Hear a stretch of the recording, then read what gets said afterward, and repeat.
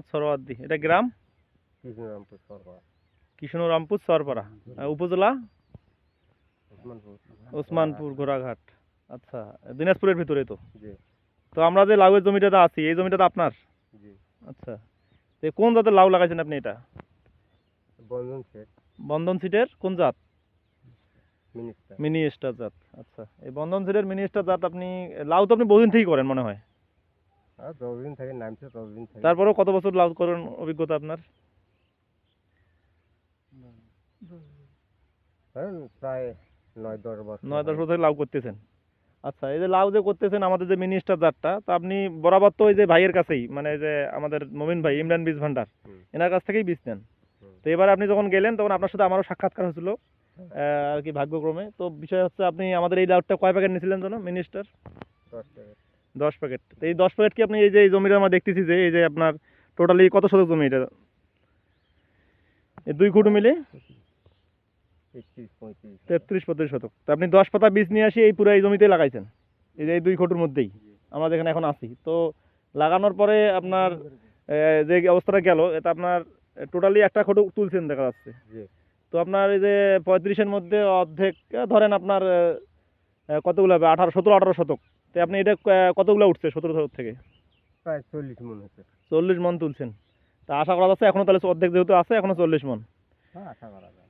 তো এই যে লাউটা করলেন মিনি স্টার, তো আমাদের এই লাউটা আপনার কেমন মনে হলো? যে অন্য অন্য গত বছর লাউগুলা করছিলেন বা এবারও তো আপনার আশেপাশে অনেকে অনেক জাত করছে। এবারকা অনেক অনেক জাতি করেছে, কিন্তু এই জাতটা একটু টানতেছে। এই জাতটা টানতেছে ভালো, মোটামুটি টানতেছে। এই ছোট সাইজ হওয়ার কারণে। ছোট সাইজ হওয়ার কারণে। টোটালি এই জাতটা কি মানে চাষ করার মতো জাত? হুম, চাষ করা যায়। এটা চাষ করলে কৃষক লাভবান হবে, তাই তো? হুম। ধরুন তো এরকম লাউ কি কখনো দেখছেন এত এত লাউ ধরে জমিতে? আমার তো, আপনার কি মনে হচ্ছে ধরনের দিক দিয়া?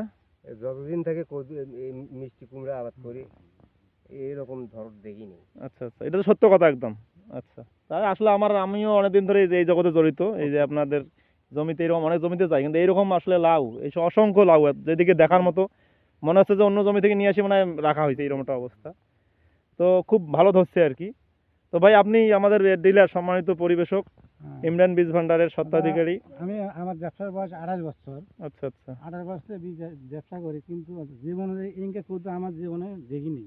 এত পরিমাণে ধরে? এত পরিমাণে মিষ্টি করে ধরে দেখে তো আর এই জমিতে আমার মনটা যাচ্ছে না দোকানে। আচ্ছা আচ্ছা। মানে এখানে চাতার বাসায় থাকি আর করে দেখি। তো ভাই আপনি, আপনার নাম বড় ভাই? মোহাম্মদ শেখ ফরিদ। আপনার তো এই গ্রামেই বাড়ি। আমার বাড়ি এই গ্রামে। তো এই লাউটার বিষয়ে আপনি একটু বলেন যে কেমন কি মনে হচ্ছে? ইনশাআল্লাহ মোটামুটি ভালো করা যাবে না এই লাউটা চাষ করা? আবাদ করা যাবে। আচ্ছা। আবাদ করার মতো আরেক ভাই আপনার নাম? মোহাম্মদ শফিকুল ইসলাম।